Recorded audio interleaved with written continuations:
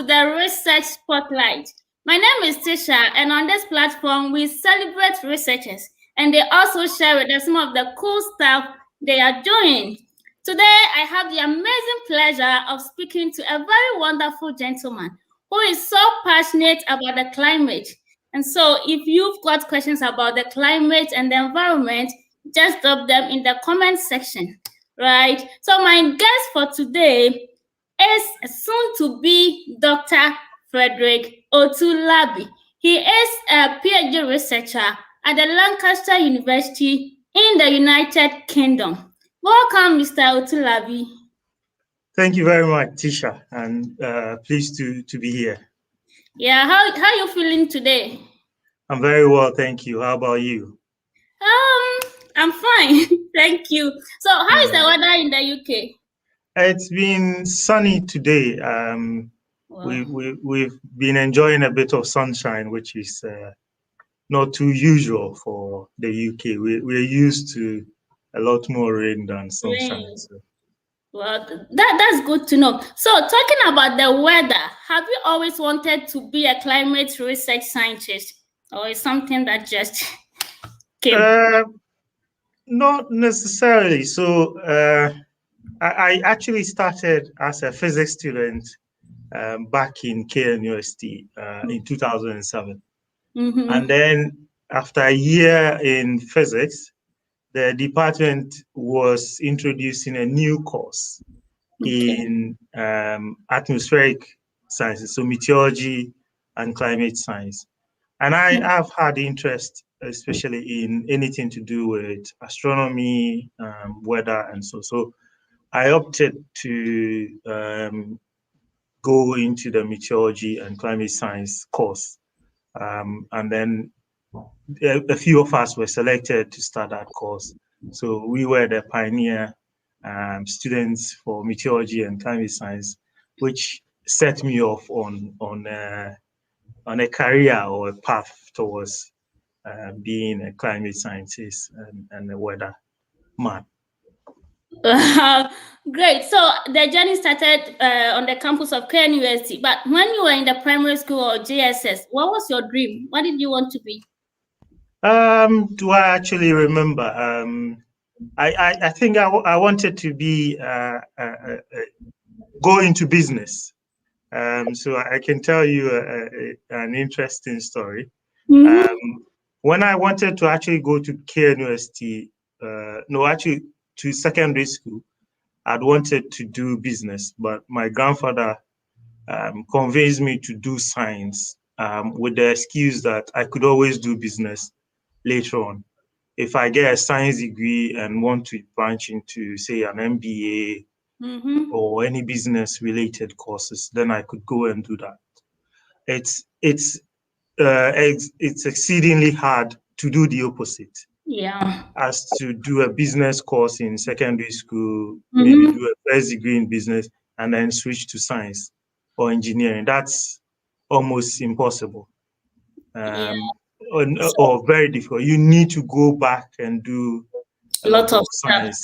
But if you actually do science in the secondary school for first degree and you want to switch to, say, an MBA or a business-related course, it's really very easy.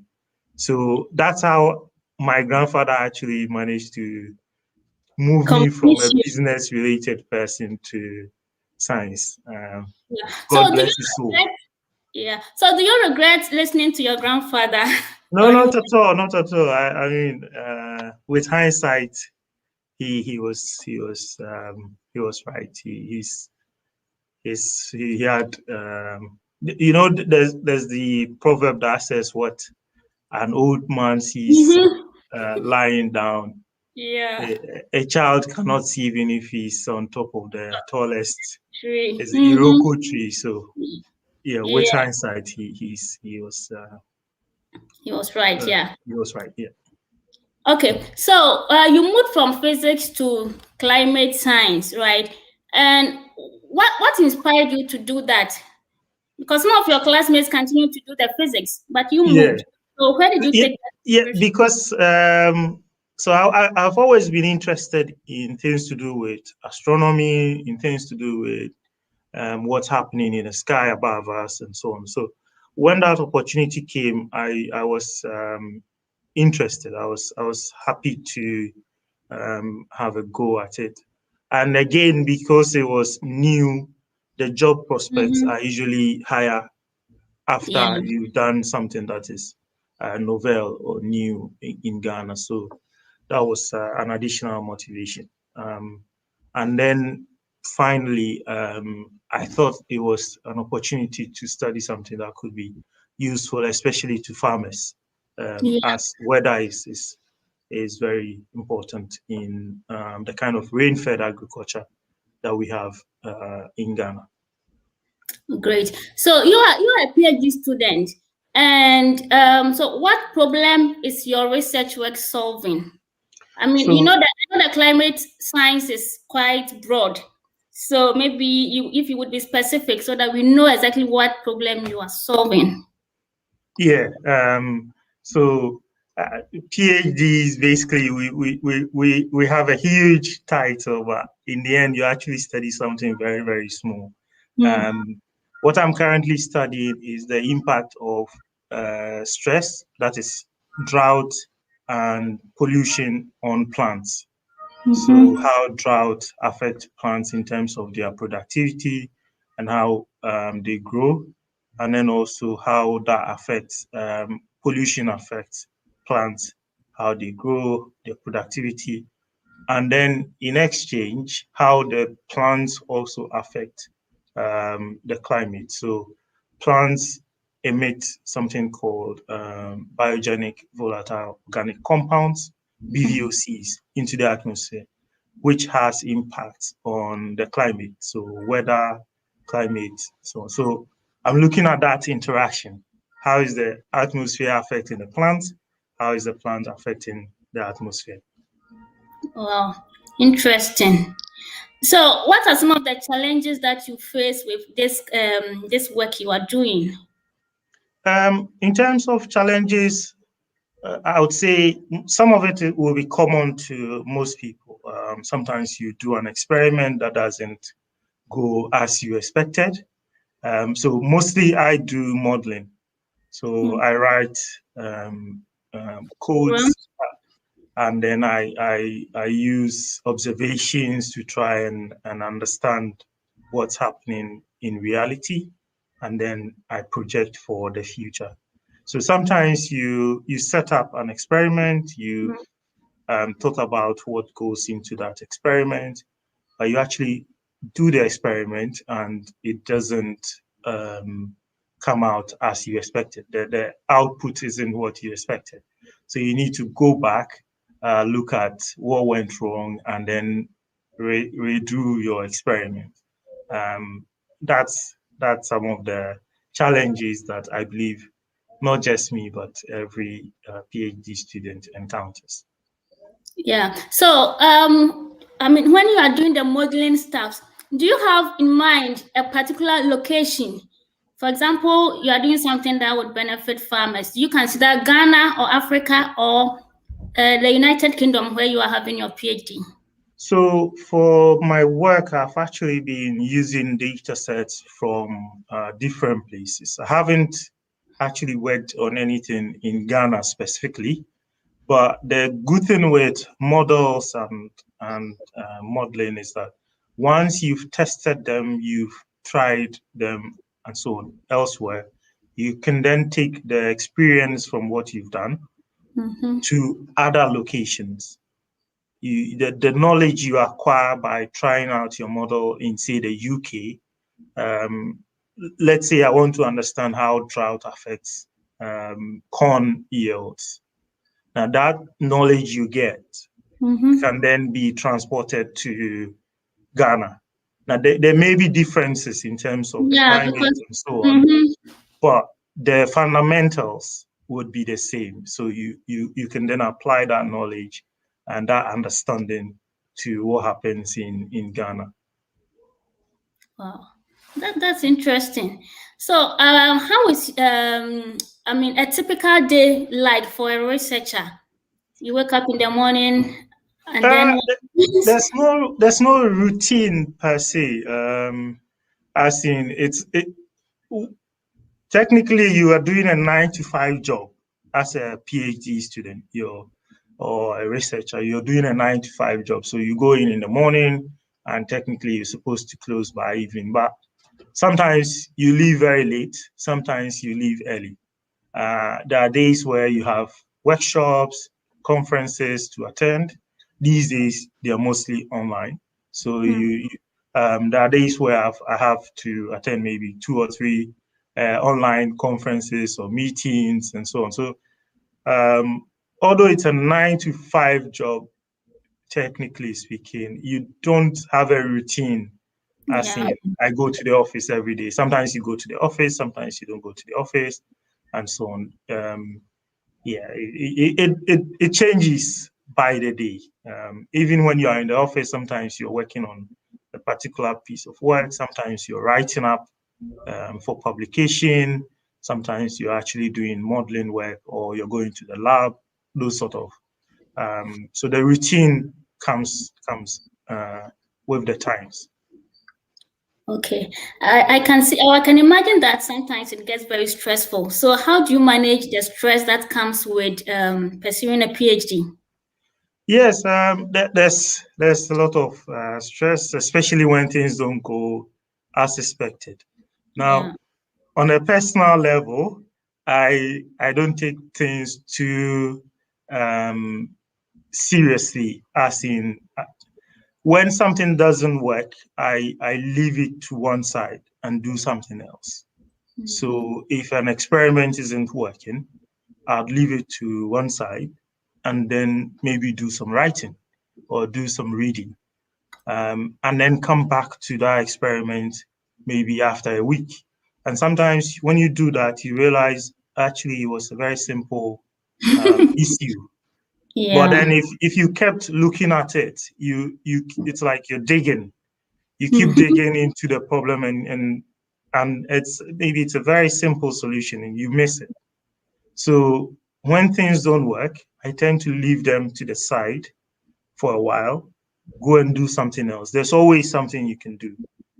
There's reading to do, there's writing to do, there's conference applications, there's papers to write. And then after a while, I come back to the problem with fresh eyes, fresh mind, and sometimes the solution looks quite Yeah. simple. Okay. That's great to know. So we all know that last year was a very difficult year for, I mean, most of us because of the Mm. COVID, right? But you were able to publish about 5 articles, right?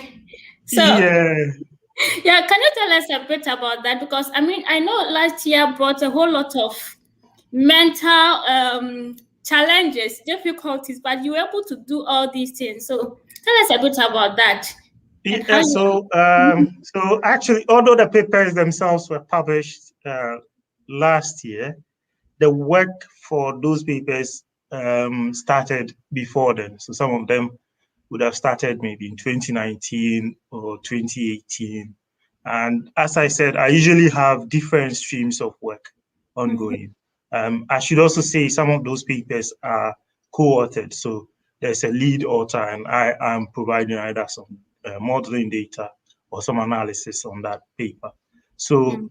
um, but yeah, I usually have different streams of work ongoing.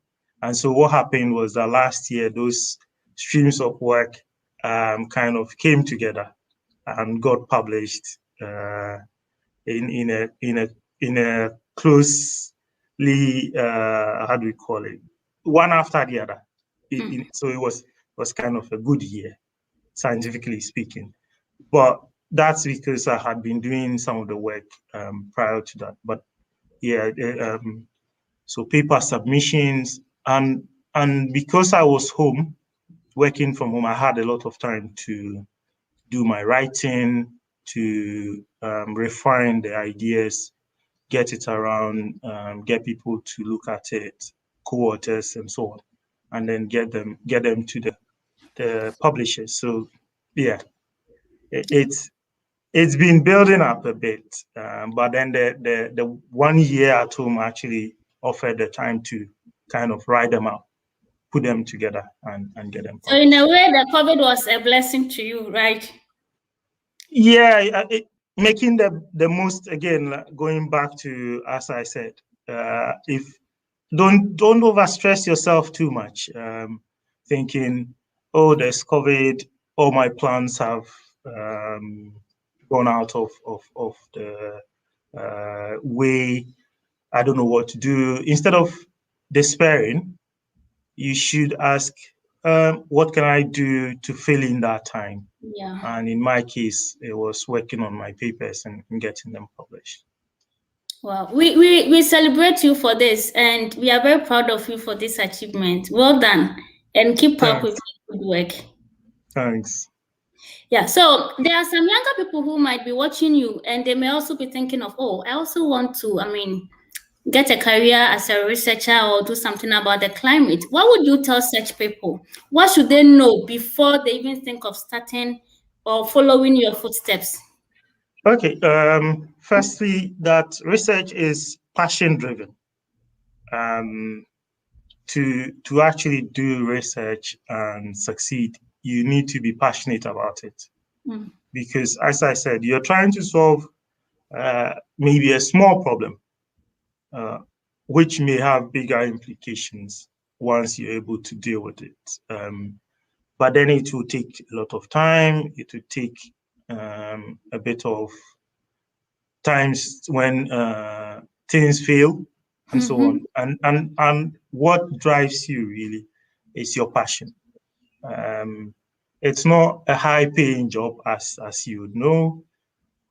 If you compare to people who go into industry and so on, it's much more lucrative to be in industry than to be in research. But then to come up with something that would be useful to people in the long term is really something that you become very proud of. So you need to be passionate, firstly. And then you need to select something that you like, something that you want to do, something that you love to do. It shouldn't just be that I want to do a PhD or I want to be a researcher. So this So is the that only I'll become opportunity. a doctor. Yeah, this is the only thing available, and therefore I'm going to do it. Mm-hmm. That's not really. You need to like what you want to do, be passionate about it. Okay, That so way, you become self-motivated, and you get a drive to go forward.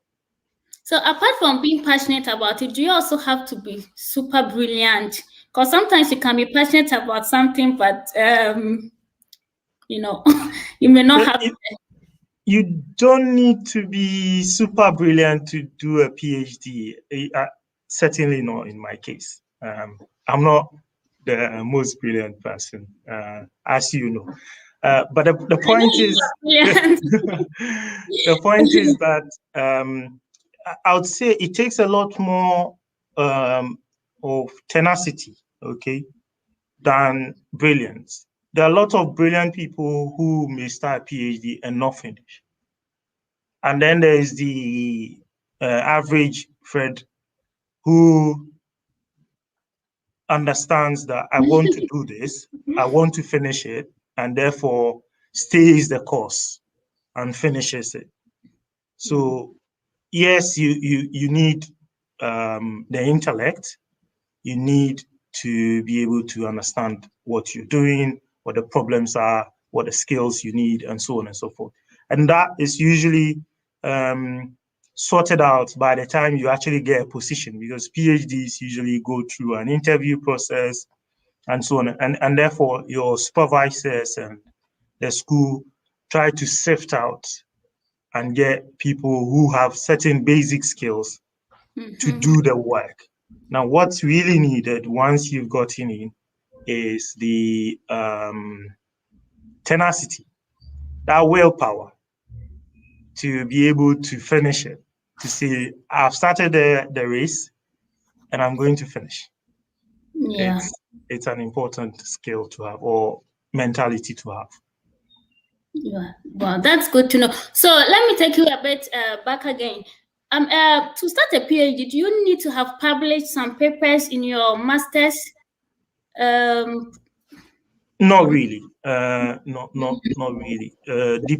Because so actually for a place like the United States, most people go into a PhD from their first degree. Yeah. So they have the master's and PhD combined. So you after your first degree, you just get into a PhD, and it takes you about 4 or 5 years to finish. Now in the UK, in Ghana, and elsewhere, you do a first degree, and then you do a master's degree, and then you get into a PhD. But you don't really need, if you publish, as I said, it's usually competitive getting into a PhD program, especially if it is sponsored. If you're going to get a scholarship, it's usually competitive. So if you have published a paper or two from your master's degree or from previous work, it gives your supervisors or whoever is employing you as a PhD student that confidence that this person already has some skills. At least they can write, they can analyze results, and so on. So that puts you kind of above the competition. So it's good. It's a good thing to have, but not necessarily a requirement. Okay, so before you start, do you have to apply to the school, and then the school will help you get a supervisor, or you have to look for a supervisor, someone who is interested in, someone who is doing what you are interested in doing? Talk to the person, settle there before the person takes you to his or her school. So it's different people have different routes to doing a PhD. For some people, they will do, say, a master's degree, and then during their master's, maybe they will do a thesis or research with a supervisor, and then the person would say, "Well, I actually like what you've done, and I'm getting funding from this source, so I want you to continue for another 3-4 years to do a PhD." That option is available to some people. Now, to other people, you may not get that. So you go out and then you see an advert. Usually these are advertised like jobs. So there's an opening here for a PhD candidate. These are the requirements. This is the field. If it's your field and you feel you're qualified, you apply, and then you get, so in that case, it will come with a supervisor. So maybe a supervisor has a project, advertises it on a university website, or there are a couple of websites that tend to advertise PhD positions, and then you can apply and get in. The other option is that you, as a student, can write your own proposal and then go to a university. Most universities in the UK, in the US, elsewhere, in Ghana, you can actually go to a department and say, "I have this idea. This is what I want to research. Can you supervise me?" And maybe reach out to people through email and so on. And if some people will take it up, depending on how good the idea is and so on. And if it falls within their own area of expertise, they will take it up, and then they would supervise you to do the work. So the routes are different for different people. All going towards the same end goal. Okay, thank you. I think this is a very it's a very good information for those in the undergraduates or masters who want to go in this path. So before we continue, let's read some of the comments that we have here. We have Mary saying, "Wow." We have Collins Asuman saying, "Interesting." We have Yoram Danu saying, "Otu-Larbi to the world. Go you happy friend." And she also goes on to say, "The host looks so familiar, like a lady I knew by name, Letitia from Ken University." Yeah, she is the one. Yeah. And I totally agree with Fred. It doesn't take brilliance to do a PhD. It definitely needs tenacity and perseverance. Yeah. Thank you for the comments and keep them coming. Okay, so do you have a mentor or someone that you look up to? Yes, I have several people that I look up to in the field, but then that would depend on precisely what I'm doing, what I'm researching, and so on. So there are people I look up to in terms of their research ethics and things like that. Yeah. Okay, and are you also a mentor, or are there, like, if there are some people who would want you to mentor them, are you available for that? And if Yeah. yes, how can they So contact? um, over the last 3 or 4 years, I have been a mentor to at least 9 people. I tend to mentor at least 3 people each year for the university, That's and great. a few more informally. So yes, I tend to mentor people, and the way I mentor them, what I tell them is exactly the way I am discussing things with you, Mm-hmm. giving them advice about how to survive um, in a research position, either as a master's student, how not to lose your cool or lose your head because things are not going well. One thing I always tell people is that nobody has ever solved a problem by panicking. Mm-hmm. No, Yeah. nobody has ever solved a problem by panicking. You always need to stay calm. It may just need keeping the problem to one side for a moment, coming back to it. So yes, I am available to mentor people if people need me to. Well, that's great. Thank you. Thank you for that. Now, we know that you're in the UK, but you're Ghanaian, right? So let's go to into the future. We don't know yet, but do you have plans of going back to support the research work in Ghana with your ideas and, I mean, the knowledge you've acquired? Definitely, at some point, I will be going back to Ghana sooner rather than later. Um, it's it's easier to do research outside of Ghana. It's less frustrating. The facilities are better, and so on and so forth. But we need to go back at some point, and we need to drive the needed innovation, the needed change that will eventually lead our country forwards. If we all look at our personal goals, Mm-hmm. if you think about it, if the at any point in history one nation or the other was developed than others, if Yeah. everybody left their countries to go to that single country, what would happen? People had to stay behind and Yeah. fix their own countries, which is Mm-hmm. what has caused several underdeveloped nations to now also rise. Um, Yeah. and and yeah, we all need to put our chests to the wheels. So yes, I'll be going back to Ghana at some point. Great. So, how do you see the future of research work in Ghana? Is there hope? Uh, yes, there is hope.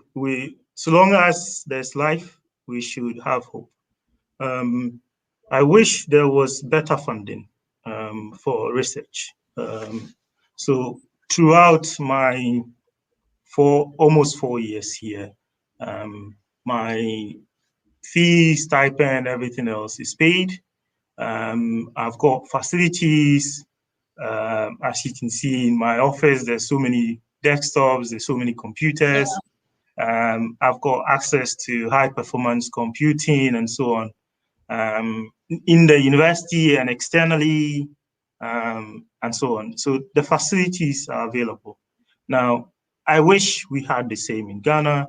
It's not entirely the case at the moment, but we can campaign for it. We can keep talking about it. We can keep making efforts towards it, and I'm sure we'll get there.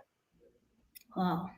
Thank you so much, Mr. Otu-Larbi, for taking us through your journey and for the wonderful advice that you've given.